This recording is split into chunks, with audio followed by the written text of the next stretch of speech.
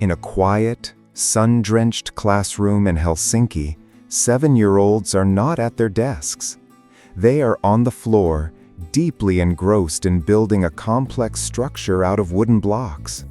Their teacher moves among them, kneeling down to ask questions, not to give answers. There is a low, happy hum of collaboration. There are no worksheets, no bubble sheets, no clocks on the wall counting down to the next test. This is learning, Finnish style. Thousands of miles away, in a classroom in the American Midwest, the scene is starkly different. 7-year-olds sit in neat rows, their eyes fixed on the smartboard displaying practice questions for an upcoming district benchmark assessment. The air is thick with a quiet tension. Their teacher circulates, reminding them to use their test-taking strategies, to eliminate wrong answers, to fill in the bubbles completely. This too is learning, or rather, it is what learning has become in many parts of the United States. How did two of the world's most developed nations arrive at such profoundly different destinations in their educational journeys? One, a small Nordic country that rose from agrarian poverty to become an academic superstar, celebrated for its equity and excellence. The other, a global superpower that, gripped by a fear of falling behind, engineered a massive top-down system of standardization and accountability.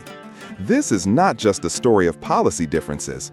It is a story of two opposing philosophies about the very purpose of childhood, the nature of knowledge, and the meaning of success. This is the story of how Finland's schools got smart, while U.S. schools fell into a decades-long crisis of testing.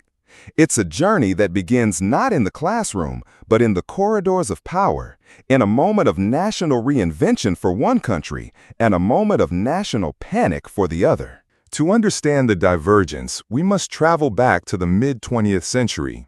Finland, having endured a brutal civil war and two devastating wars against the Soviet Union, was a nation forging a new identity. It was geographically isolated, economically developing, and culturally homogeneous, with a deep-seated belief in social cohesion and the common good. Its greatest, perhaps only, natural resource was its people. Prior to the 1970s, the Finnish education system was anything but equitable. Like much of Europe, it was a two-tiered structure. At the tender age of 11, children were tested and sorted. The academically inclined were sent to grammar schools, which were a pathway to university and professional careers. The rest were funneled into vocational tracks, their futures largely determined before they had even reached adolescence. This system was a mirror of the society it served, reinforcing class divisions and limiting social mobility. A child's destiny was often tethered to their parents' income and education level. But a new generation of Finnish leaders, looking at the nation's future, saw this not just as unfair, but as an unforgivable waste of human potential. They recognized that to compete on a global stage, Finland needed every single citizen to be educated to the highest possible standard. In the late 1960s, a radical consensus began to form in the Finnish parliament. The old, stratified system had to go. In its place would rise a new institution, one built on a single, powerful idea: equity. The goal was audacious. They would provide every child, from the wealthiest suburbs of Helsinki to the most remote villages in Lapland, with the exact same high-quality public education. This wasn't a tweak or a minor reform. It was a revolution. The legislation, passed in 1968, laid the groundwork for what would become the Peruskoulu, or the comprehensive school. This new model would provide 9 years of compulsory education for all students, together in the same heterogeneous classrooms. The fast learners would learn alongside the slow learners, the rich alongside the poor. The guiding philosophy was clear and uncompromising. As Finnish education expert Pasi Sahlberg would later articulate, the system's primary aim was not to produce a few star performers, but to minimize the gap between the highest and lowest achieving students. Excellence, the Finns believed, would grow organically from a foundation of universal equity. The rollout of the peruskoulu was methodical and deliberate. It began in 1972 in the sparsely populated northern regions of Lapland, a testament to their commitment to starting with the most underserved. Over the next 5 years, it was phased in across the country, region by region, until by 1977, the old two-tiered system was completely dismantled. A new era in Finnish education had begun, quietly and without global fanfare. While Finland was methodically building its new system from the ground up, the United States was on a different trajectory. The 1960s and 70s were a time of social upheaval and a growing awareness of deep-seated inequalities. The landmark 1954 Supreme Court decision in Brown v. Board of Education had declared state-sponsored school segregation unconstitutional, sparking a long and arduous struggle for civil rights and educational equity. However, the American education system was and remains a fundamentally different beast from Finland's. It is a vast, decentralized patchwork of over 13,000 school districts, each with significant local control over funding, curriculum, and policy. This local control is a cherished American tradition, but it also bakes in profound and persistent inequalities. School funding is often tied to local property taxes, creating a chasm between wealthy, well-resourced suburban districts and impoverished urban or rural ones. So, while the national conversation in the U.S. touched on equity, the structural realities made a Finnish-style nationwide overhaul based on uniform quality nearly impossible. The focus was on desegregation and targeted federal programs for disadvantaged students, but not on a fundamental redesign of the entire system. The American ethos was rooted in individualism, localism, and competition, not the Nordic model of social cohesion and universalism. By the end of the 1970s, the two nations had set their courses. Finland had laid the foundation for a unified, equitable, and teacher-centric system. The United States had a sprawling, unequal system grappling with the legacy of segregation and a growing sense of unease about its academic standing. The stage was set for the two paths to diverge even more dramatically in the decades to come. The 1980s would prove to be a pivotal decade, a time when both countries made decisions that would cement their educational philosophies for a generation. In Finland, the focus turned from structural reform to professional empowerment. The architects of the peruskoulu understood a fundamental truth: a system is only as good as the teachers within it. An equitable structure was meaningless without highly competent, motivated professionals to bring it to life in the classroom. In 1979, the Finnish government made another bold and, at the time, controversial decision. They decreed that all teachers, from first grade through high school, would be required to hold a master's degree. This wasn't just an academic credential. It was a research-based qualification that included extensive clinical training, akin to a residency for medical doctors. This single policy transformed teaching in Finland from a vocation into a high-status, deeply respected profession. Teacher education programs were housed exclusively in the country's top research universities. Gaining admission became extraordinarily competitive. At institutions like the University of Helsinki, the Faculty of Educational Sciences accepts only about 8 to 10% of applicants, making it as difficult to become a teacher as it is to become a doctor or a lawyer. This investment had a profound ripple effect. Because teachers were so rigorously trained and selected, the system could be built on a foundation of trust. Instead of a top-down model of control with prescribed curricula and pacing guides, the Finnish government provided a broad national framework and then trusted its highly qualified teachers to design their own curricula and assessments, tailored to the specific needs of the students in their classrooms. This professional autonomy became a cornerstone of the Finnish approach. Teachers were not seen as technicians implementing a pre-packaged program, but as scholars and pedagogical experts. This fostered a culture of collaboration, not competition. Teachers worked together, planned together and collectively took responsibility for the well-being and progress of all students in their school. Standardized testing, the bedrock of so many other systems, was largely abandoned. The Finns reasoned that if you have expert professionals in every classroom, you don't need external, standardized tests to tell you how your students are doing. The teacher, who knows the child best, is the best assessor of their progress. The only high-stakes standardized exam in the entire Finnish system is the voluntary matriculation examination at the end of upper secondary school, which students take if they wish to apply to university. This environment, built on trust, autonomy, and professionalism, created a stable and satisfied teaching force. Teacher attrition rates in Finland are remarkably low. Teachers tend to stay in the profession for their entire careers, often in the same school, becoming pillars of their communities. The system was designed to attract the best and brightest, and then to empower them to do their best work. While Finland was quietly building this culture of professional trust, a wave of panic was about to crash over the American educational landscape. In 1983, the U.S. National Commission on Excellence in Education, chaired by David Pierpont Gardner, released a report that would change the course of American education policy for the next 30 years. Its title was ominous: A Nation at Risk. The report's language was nothing short of apocalyptic. It declared, if an unfriendly foreign power had attempted to impose on America the mediocre educational performance that exists today, we might well have viewed it as an act of war. It spoke of a rising tide of mediocrity that was eroding the nation's economic competitiveness and threatening its future.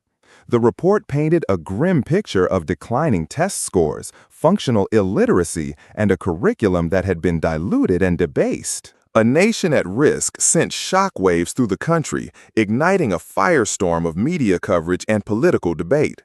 It effectively reframed the purpose of public education. The conversation shifted away from the 1960s and 70s focus on equity and access and toward a new narrative centered on global economic competition, national security, and academic standards. The prevailing belief that emerged from this panic was that the American system was failing because it lacked rigor and accountability. The solution, therefore, was to set high standards for what all students should know and be able to do, and then to measure their progress through frequent, standardized testing. The logic was simple: what gets measured gets done. If schools were forced to test students and publicize the results, they would be compelled to improve. This was the birth of the standards and accountability movement.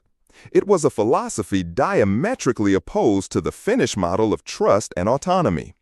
Where Finland decentralized power to the teacher, the U.S. began to centralize it through state and federal mandates. Where Finland minimized testing, the U.S. began to embrace it as the primary tool for reform. Throughout the late 1980s and 1990s, states began to implement their own versions of this new model. A particularly influential example emerged in Texas. In the 1990s, then-Governor George W. Bush championed a system of high-stakes testing and public school accountability known as the Texas Assessment of Academic Skills, or TAS.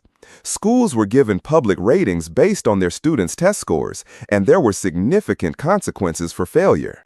Texas Miracle, as it was called by its proponents, was hailed as a success for raising test scores, particularly for minority students. It became a blueprint, a proof of concept for how a test-driven accountability system could be implemented on a massive scale. The ideas that had taken root in the wake of A Nation at Risk now had a working model. The stage was set for this approach to go national. As the 20th century drew to a close, the two systems were almost unrecognizable from one another. Finland had built a system on the principles of equity, teacher professionalism, and trust. The U.S. had embarked on a journey defined by standards, competition, and accountability.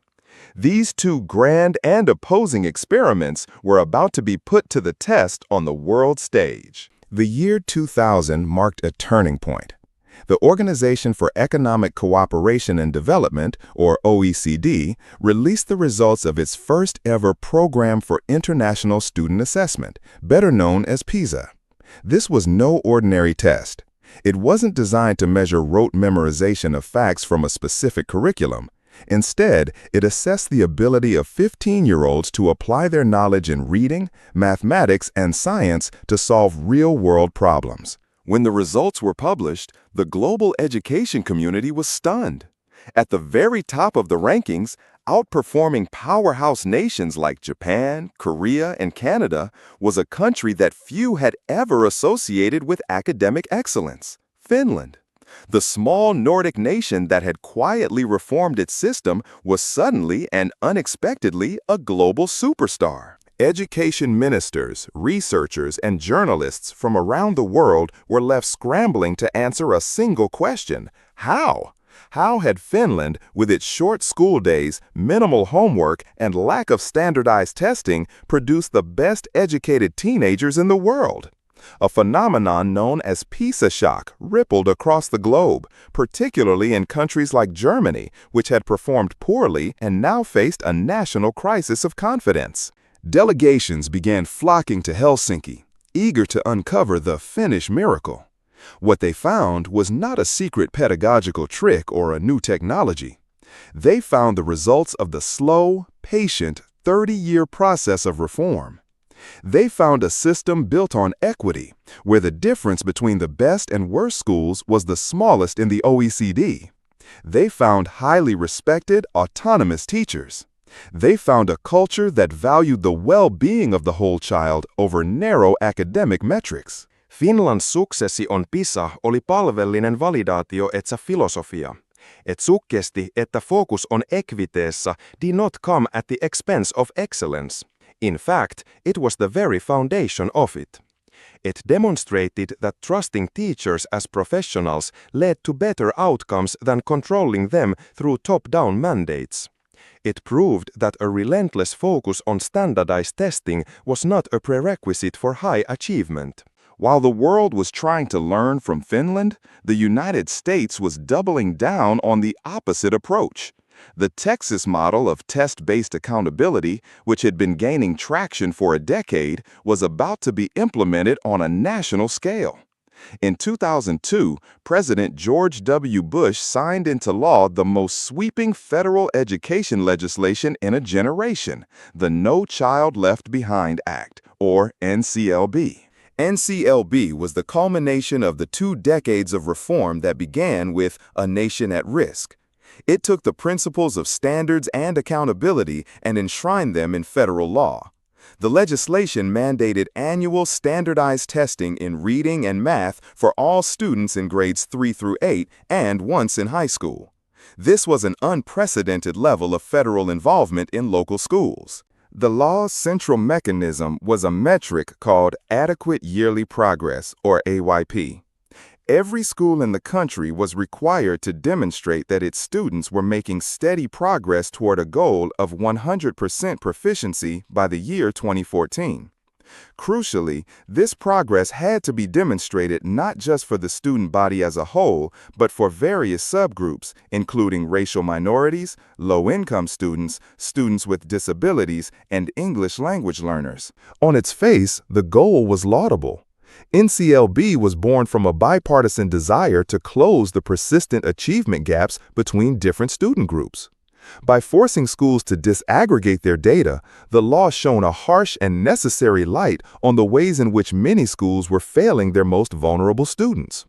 For the first time, schools could no longer hide the poor performance of minority or low-income students behind the high scores of their more advantaged peers. However, the implementation of the law led to a cascade of unintended and often damaging consequences.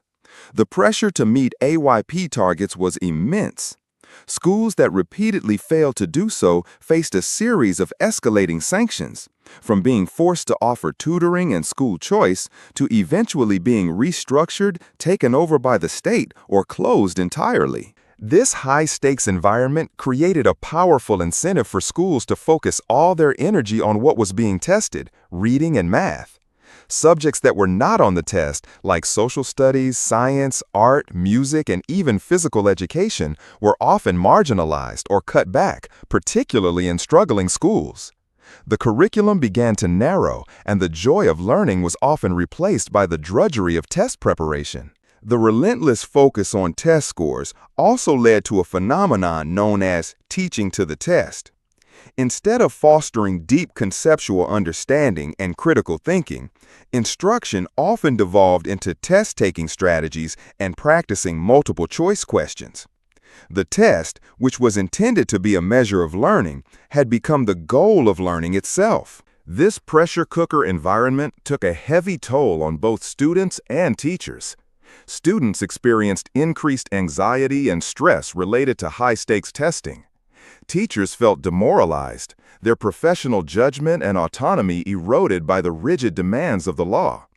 Many felt they were being blamed for societal problems far beyond their control. The test-driven culture of NCLB was frequently cited as a major contributor to teacher burnout and high rates of turnover in the profession. So, as the 2000s progressed, the two nations hurtled down their separate paths. Finland was being celebrated for a system that produced excellence through equity and trust. The United States was embroiled in a massive, controversial experiment to produce excellence through testing and sanctions. The philosophical chasm between them had never been wider.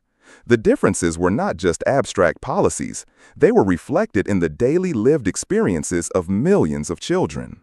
To truly grasp the chasm between these two systems, one must step inside their classrooms. A typical day for a Finnish child looks remarkably different from that of their American counterpart. The school day itself is shorter, often starting between 8 and 9 a.m. and ending by 2 p.m. The amount of classroom instruction is less, but the amount of time for unstructured play is significantly more. Finn law mandates that for every 45 minutes of instruction, students must have 15 minutes of free play.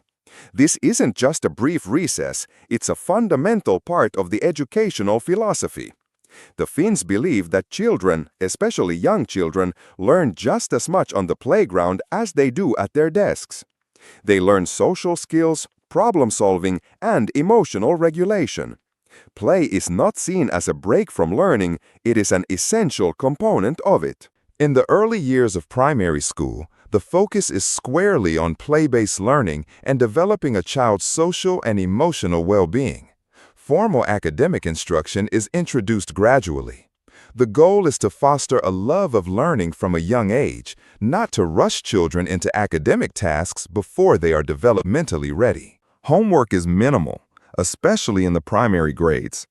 Teachers believe that a child's time after school should be for family, hobbies, and rest. The school day is for schoolwork. This reduces stress on both children and parents and contributes to a more balanced childhood. Assessment is an ongoing, organic process. Instead of relying on standardized tests, Finnish teachers use formative assessments, observations, conversations, portfolios, and classroom projects to track student progress. These assessments are used to diagnose learning needs and provide individualized support, not to rank or label children. The entire system is built around early intervention. If a student begins to struggle, they are immediately given support from a special education teacher, often within their regular classroom. This culture of support extends to the teachers as well. Schools are typically small, fostering a strong sense of community. Teachers and principals work collaboratively, sharing responsibility for all students. There is no culture of competition between schools, as there are no public rankings or league tables. Every school is funded equitably, and every school is expected to be a good school. Now, let's cross the Atlantic and step into a typical American elementary school in the post-NCLB era. The school day is longer, often running from 8 a.m. to 3 p.m. or later. Recess, if it exists at all, is often short, sometimes just 15 or 20 minutes for the entire day. In many schools, recess has been shortened or eliminated entirely to make more time for instruction in reading and math. The instructional day is often rigidly structured around test preparation. From the very beginning of the school year, students are given benchmark assessments to predict their performance on the end-of-year state test.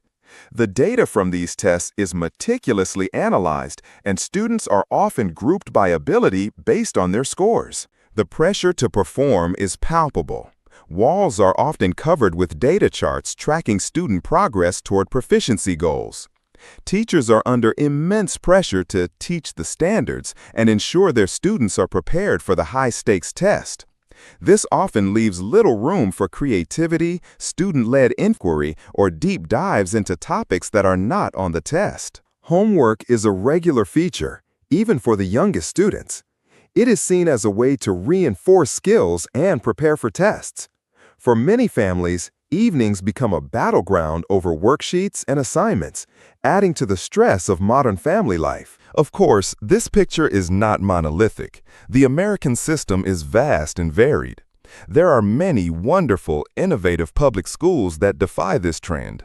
But the pressures of the accountability era have profoundly shaped the culture of a great many schools, particularly those serving low-income students, which face the most intense scrutiny and the harshest consequences for poor test scores. The contrast is not just about policy, it's about atmosphere. The Finnish classroom is characterized by a sense of calm, trust, and joyful exploration. The high-pressure American classroom is often characterized by a sense of urgency, anxiety, and a focus on performance. These are the daily realities created by two fundamentally different visions of education. The impact of these divergent approaches is not just anecdotal, it is starkly visible in the data. The PISA assessments, conducted every 3 years, provide a consistent and telling comparison. Since its debut at the top in 2000, Finland has remained one of the highest-performing countries in the world. While its scores have seen a slight decline in recent years, it consistently performs significantly above the OECD average in reading, math, and science. The United States, in contrast, has consistently hovered around the OECD average. It has never been a top performer on PISA. For example, in the 2018 PISA results, Finland's mean score in reading was 520, well above the OECD average of 487. The U.S. score was 505. In mathematics, Finland scored 507, while the U.S. lagged behind at 478, significantly below the average of 489. But perhaps the most telling statistic revealed by PISA is not the average score, but the measure of equity. A hallmark of the Finnish system is that the performance of students is very weakly correlated with their socioeconomic background. The gap between the highest and lowest performing students in Finland is among the smallest in the developed world. A child's postal code is not their destiny. In the United States, the story is tragically different. PISA data consistently shows a very strong link between a student's socioeconomic status and their academic performance. The gap between the most and least advantaged students is significantly larger than the OECD average. The American system, despite the stated goals of NCLB, both reflects and perpetuates the deep social inequalities of the country it serves. Finland-asiun excellenssillä voi relentollasti pyrkiä ekvyyteen. USA, by fokusoimalla narrow definition excellenssista merkittynä testiskoreilla, on strugglunut asiuntaa either excellence ir equiteetia on broad scale. Data suggestoi, että Finnish philosophy was not just more humane, but also more effective. Beyond the test scores, there is a human cost to consider, particularly for the teaching profession. In Finland, the long-term investment in professionalizing the teaching force has created a stable, respected, and highly motivated core of educators. The trust and autonomy granted to teachers contribute to high levels of job satisfaction. As a result, teacher attrition is incredibly low. More than 90% of new teachers are still in the profession after 10 years. In the United States, the picture is one of a profession in crisis. The high-pressure, test-driven environment of the NCLB era is frequently cited as a major driver of teacher burnout and turnover. Teachers report feeling deprofessionalized, blamed for factors outside their control, and constrained by rigid curricula. Attrition rates are alarmingly high. Nearly half of all new teachers in the United States leave the profession within their first 5 years. This constant churn, often called the leaky bucket problem, has devastating consequences for schools, especially those in high-poverty areas which experience the highest rates of turnover. It destabilizes school communities, hinders the development of a cohesive instructional culture, and leaves the most vulnerable students with a steady stream of the least experienced teachers. The U.S. is now facing a severe and widespread teacher shortage crisis, a predictable outcome of a system that has undervalued and overpressured its most important asset. The contrast could not be more clear. Finland's approach, investing heavily in teacher preparation, granting them professional respect and autonomy, and creating a collaborative, supportive work environment, has built a sustainable and effective profession. America's approach, relying on top-down accountability, high-stakes testing, and sanctions, has created a system that is burning through its teachers at an unsustainable rate. Of course, neither system is static, and neither is without its challenges. The 21st century has brought new pressures that are testing both models. In recent years, Finland has seen a slight but noticeable decline in its PISA scores from their peak in the early 2000s. This has prompted a period of national reflection and debate. Finnish educators are grappling with new challenges, including the impact of digitalization and social media on student concentration, and the needs of a growing immigrant population, which introduces more linguistic and cultural diversity into their once homogeneous classrooms. The Finnish system, which was designed for a very different society, is now being forced to adapt. But true to its nature, Finland is not responding with panic or a sudden pivot to standardized testing. Instead, it is evolving its core philosophy. Recent reforms have focused on phenomenon-based learning, an interdisciplinary approach where students study real-world topics or events from multiple perspectives. It is a move toward even more student-centered, inquiry-based learning, doubling down on the principles of critical thinking and problem-solving that made them successful in the first place. The United States, too, has moved on from the most rigid era of federal control. In 2015, the No Child Left Behind Act was replaced by the Every Student Succeeds Act, or ESSA. This new law represented a significant shift, returning a great deal of control over accountability systems back to the states. States were given more flexibility in how they measure school quality, allowing them to include factors beyond test scores, such as school climate or student engagement. However, the fundamental architecture of the accountability era remains.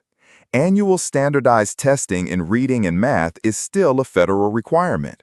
The legacy of NCLB is deeply embedded in the culture of American schools. The focus on data, testing, and achievement gaps, while softened, has not disappeared. And the U.S. continues to face profound, systemic challenges that ESSA alone cannot solve. The teacher shortage crisis has only deepened. The COVID-19 pandemic exacerbated existing inequalities, with learning loss falling most heavily on low-income students and students of color. And American education has become a flashpoint in a polarized political landscape, with intense and often vitriolic debates over curriculum, library books, and the very history that is taught to children. As both nations navigate the complexities of the 21st century, the lessons from their diverging paths over the last 50 years remain more relevant than ever. The story of Finland and the United States is a powerful, real-world case study in educational philosophy. It offers a clear and compelling contrast between two fundamentally different theories of change. The American theory was that a system could be improved from the outside in through pressure, competition, and sanctions. It was a market-based, corporate-style reform model that treated schools like businesses and test scores like profit margins. It trusted in data and accountability systems more than it trusted in the professionals working within those systems. Finska teoria oli, että systeemimasta on improved from the inside out through building professional capacity, fostering collaboration, and focusing on the well-being of the whole child. It was a long-term investment in human capital built on a foundation of trust and a shared commitment to equity. It trusted its teachers to be the engines of improvement. After decades of these two grand experiments, the results are in. The American path, for all its good intentions of closing achievement gaps, has led to a narrowed curriculum, a demoralized teaching profession, and stubbornly mediocre results on the world stage. It has created a system that is, in many ways, less equitable and more stressful for all involved. Debate, vailla noita utopia, has produced a system that is consistently one of the best in the world and, more importantly, one of the most equitable. It has created a learning environment that is more humane, more professional, and more effective at preparing students for the complexities of modern life. There are no easy solutions or quick fixes in education. The Finnish model cannot simply be cut and pasted onto the vast and diverse landscape of the United States. But its core principles offer a powerful lesson. The path to a smarter, more successful, and more equitable education system does not run through an endless cycle of testing and punishment. It runs through a patient, long-term investment in the people and the principles that matter most: equity for every child and trust in every teacher.